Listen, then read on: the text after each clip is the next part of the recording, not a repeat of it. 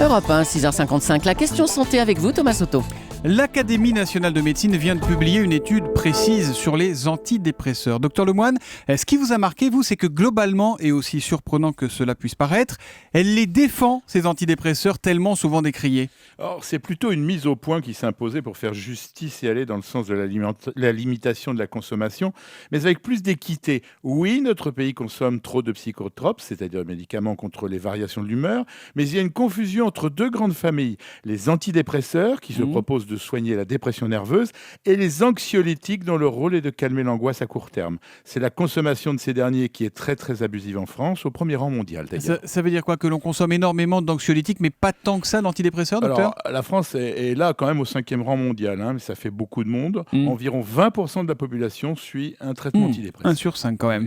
Parmi les idées reçues, Jean-François, sur les antidépresseurs et les anxiolytiques, il y a le fait qu'on en devienne très vite dépendant dès qu'on en prend. Alors, aux anxiolytiques, oui, et bien évidemment, il faut faire un sevrage, pas toujours très simple lorsqu'on veut s'en débarrasser. Idée fausse en ce qui concerne les antidépresseurs, dont l'arrêt pose moins de problèmes, à condition de ne pas les avoir pris pendant de trop longues périodes. Mais docteur, est-ce que l'on peut soigner une dépression sans avoir recours à ces médicaments-là? Alors, pour une dépression réelle, diagnostiquée, ces médicaments ne sont pas miraculeux, juste indispensables. Je crois que l'Académie de médecine veut attirer l'attention sur le fait que la dépression nerveuse se soigne et que c'est une perte de chance terrible de ne pas le faire correctement.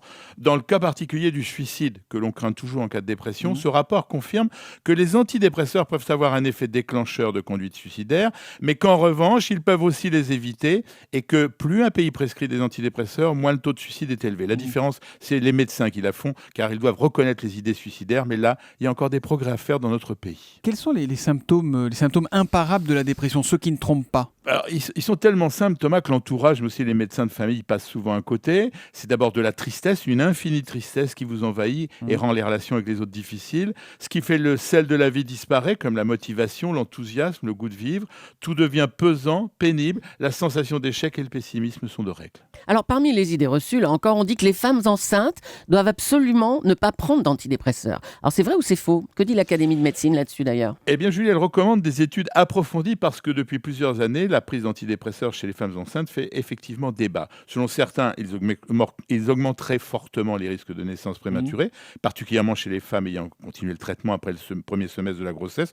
Pour l'instant, aucune étude ne s'accorde sur cette dangerosité. Je dirais simplement prudence. Et encore une question très concrète, docteur. Qui a le droit de prescrire des antidépresseurs ou des anxiolytiques? Alors, c'est le médecin généraliste qui en prescrit la majorité, mais c'est souvent un traitement suffisamment compliqué et sophistiqué pour demander l'avis d'un psychiatre si le médecin de famille en ressent le besoin. En revanche, pour les moins de 18 ans, seul un spécialiste doit le faire. La question santé d'Europe 1, c'est tous les matins à 7h-5 avec le docteur Lemoine. À demain, Jean-François. À demain. Bonne journée.